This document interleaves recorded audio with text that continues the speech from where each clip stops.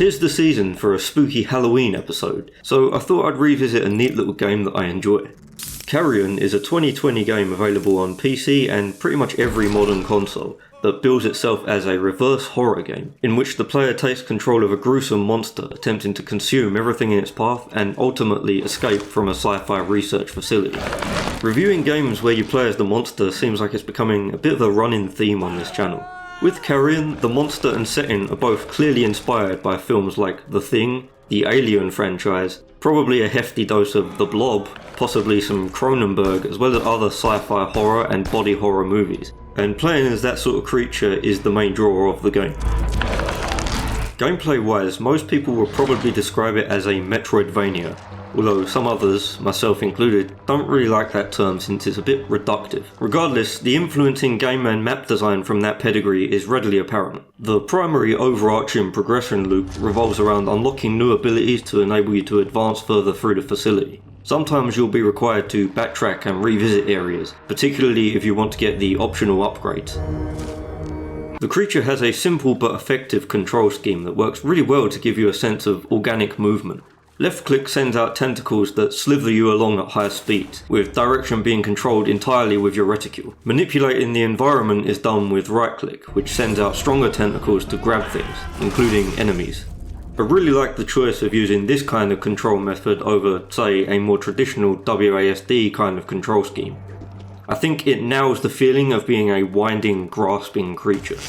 Using your grabby tentacles will be the primary element of combat, allowing you to rip foes apart or throw pieces of the environment at them. It will also allow you to operate switches, open doors and rip grates off of vents, but you will also gradually gain access to new powers to help in both combat and solving puzzles. Your creature's health is restored by, unsurprisingly, consuming people. This also increases the physical size of the beast, and eventually you unlock upgrades to different forms, corresponding to higher health levels. These higher health forms also have different abilities from one another, so sometimes you'll be forced to downsize in order to be able to use certain abilities to progress. The first form has access to a ranged web attack that can immobilize enemies and manipulate switches from afar, and later gets the ability to camouflage itself. The second stage has a charge attack that can knock down enemies and destroy certain otherwise impassable objects, and also gets a spiked shell that's honestly not too useful.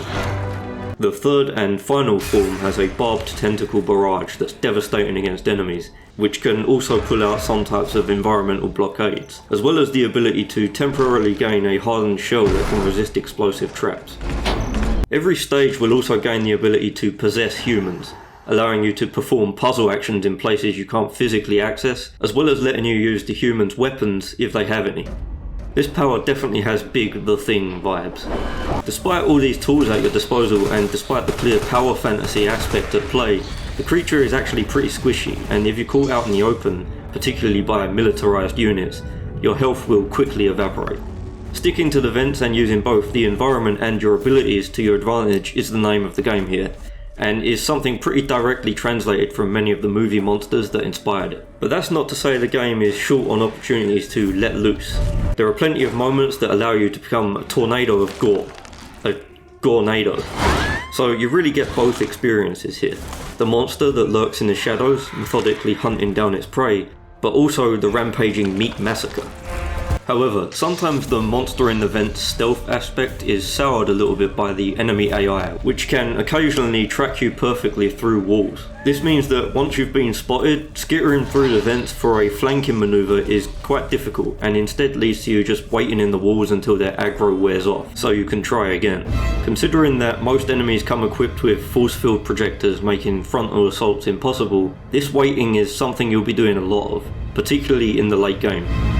Somewhat strangely, Carrion does not feature a map of any kind, so it can be fairly easy to get lost, especially if you end the play session partway through a sector and come back a couple of days later like I did. It was very easy to get disoriented like that. My advice here is to only stop playing once you reach a whole new zone.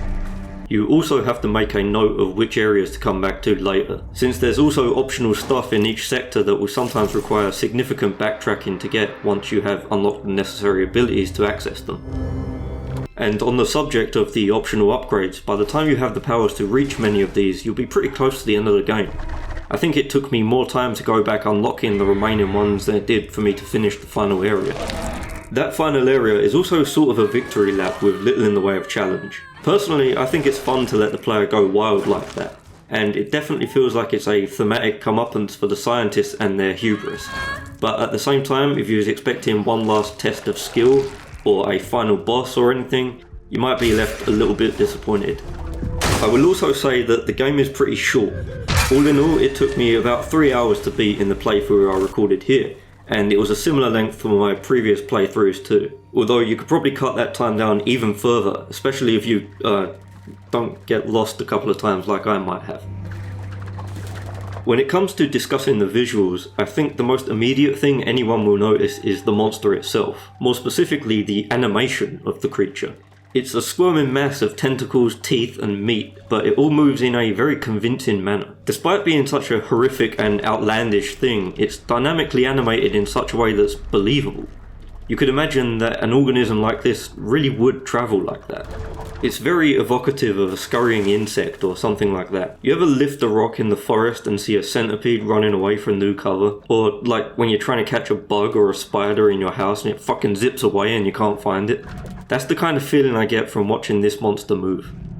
It seems like a lot of effort went into getting this aspect right, and interestingly, the developers actually made a series of early Carrion prototypes playable. You can see the evolution of that movement tech, as well as the rest of the game, quite clearly through playing these.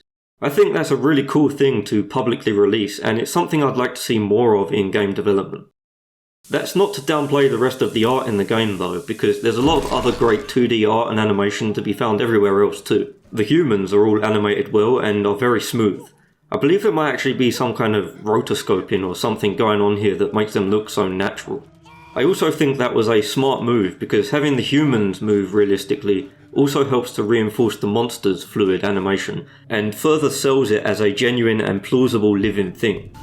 The environments are also really nice with various weather effects and interactive details like hanging chains and vines, as well as some great lighting effects. There are some neat details to be found in combat too, like flamethrowers boiling water. But the creature really does take the cake, and that's quite appropriate. It is, after all, the star of the show. The game is also, rather appropriately, heavy on the gore. Enemies routinely get ripped in half, either from you chomping down on them, or through the sheer force of being flung around, or having heavy objects whipped at them. Grabbing enemies by the head and yanking them can also rip their skull and spine out, Predator style. Even the simple act of traversal is gory, with your creature dripping a trail of blood with every movement. Although one minor nitpick here is that I think the dismemberment could have been a touch more granular. NPCs have 2 points of tearing, that being the waist joint and the head. It would have led to a little bit more variety if arms and legs could be individually separated too. You know the saying, variety is the meat of life.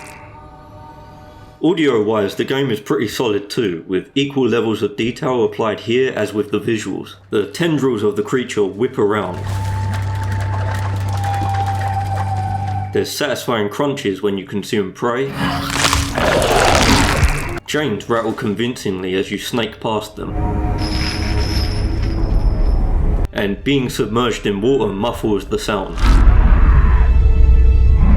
According to interviews, almost all of the sound design was done by the studio using Foley, with very little taken from stock sound libraries, which is always something I love.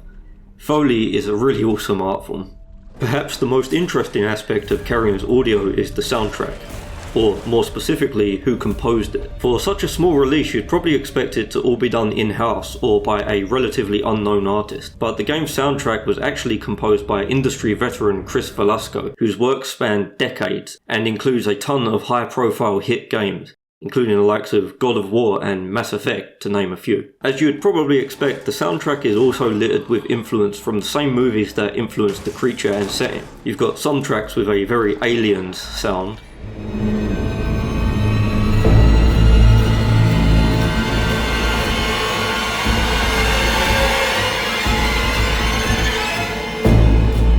and the main theme actually feels quite Predator-esque.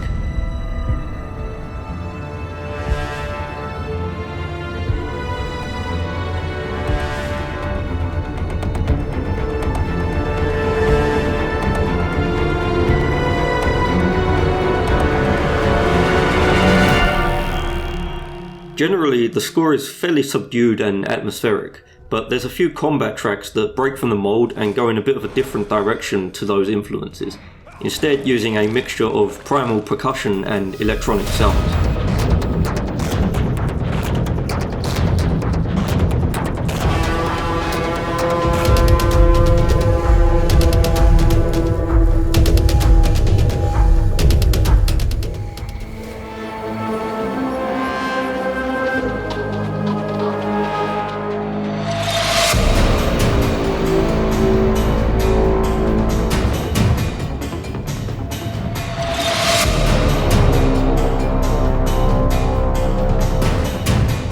Clearly, the idea here was to reinforce the clashing of worlds that occurs in the combat scenarios, with the percussion being representative of the creature and the electronic and synth sounds being the human technological side of things. And because of that, these tracks do stand out in a good way. So let's get into Carrion's story a bit. Although the game isn't super plot heavy, this will be spoiler territory, so if you want to avoid that, skip to the timecode on screen now. For the most part, Carrion's plot is very understated. The game's focus is evidently on the idea and concept of playing as a sci-fi horror monster, but funny enough, I think the plot taking a bit of a backseat also works narratively too. You start the game as a caged animal and spend your time rampaging through the facility trying to survive and escape. A creature like this wouldn't be too concerned with anything other than self-preservation, I don't think, so having no story drive is somewhat appropriate.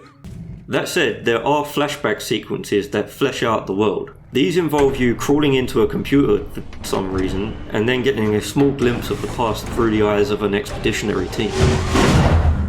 The origins of the creature are still left fairly vague, but the fact that the flashbacks take place in a derelict facility that shows signs of a similar Carrion rampage seems to imply that this isn't the first time the creature has been caged and studied. Eventually, through these flashbacks, it's revealed that the human you play as in these sequences came in contact with live remnants of the creature and was consumed and puppeted.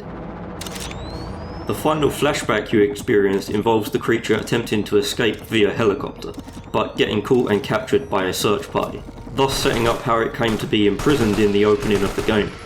These story segments are pretty interesting gameplay wise too. While they're not at all challenging, they offer something somewhat different to the rest of the game and are a nice change of pace. They reminded me of old school adventure games a bit, although nowhere near as complex or frustrating. Though I think a big part of that is the style and animation. It does help that they're fairly infrequent too, with only 3 being found throughout the game. If they were something common that destroyed the flow of the game, I'd probably be a lot less warm on them. And that's basically where the vast majority of the story content in the game is found up until the very end. The ending sequence involves the creature re-obtaining the form of the scientist it assimilated in those flashbacks and using that body to escape the facility. The final shot of the game is the creature walking off into a city, leaving us on a bit of a cliffhanger. Once more, the influence of The Thing is crystal clear here.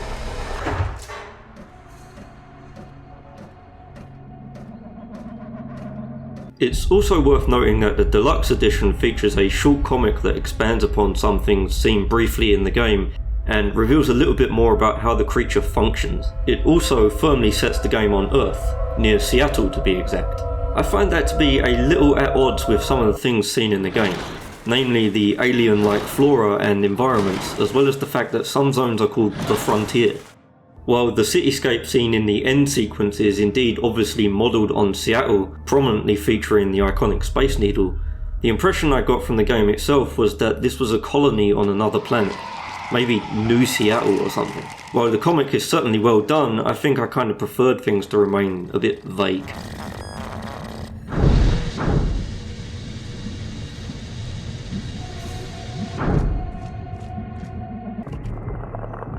The end of the campaign isn't the end of the game's content, however. An additional mini-campaign titled Greatest Time of the Year was released in December 2020.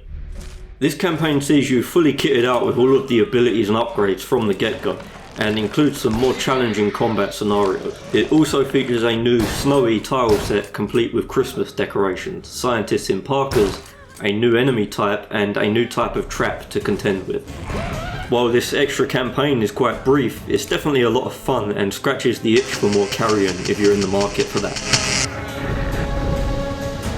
Furthermore, the game has some level of mod support and utilises the Steam Workshop too. Unfortunately though, there isn't a whole lot in the way of custom levels.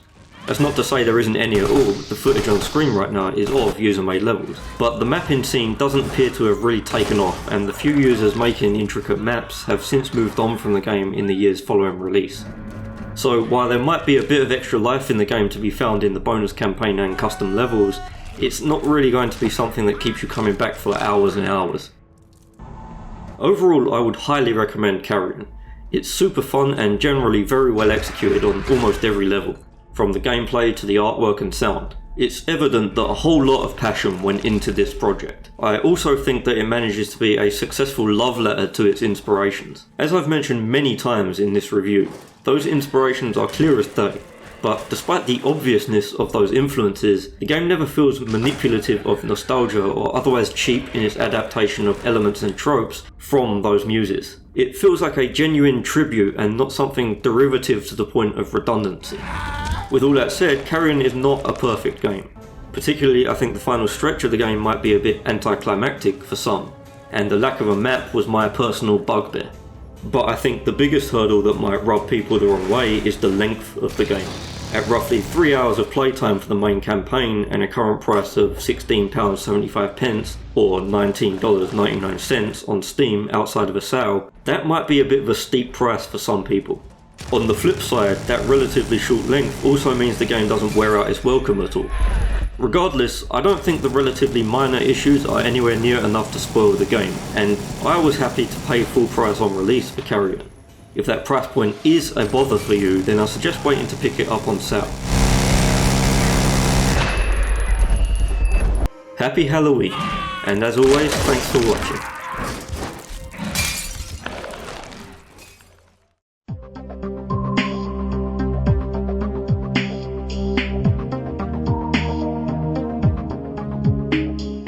Trust me bro, the meat monster is cool. Just let it take over your body for like a few minutes tops. It will be fine, seriously.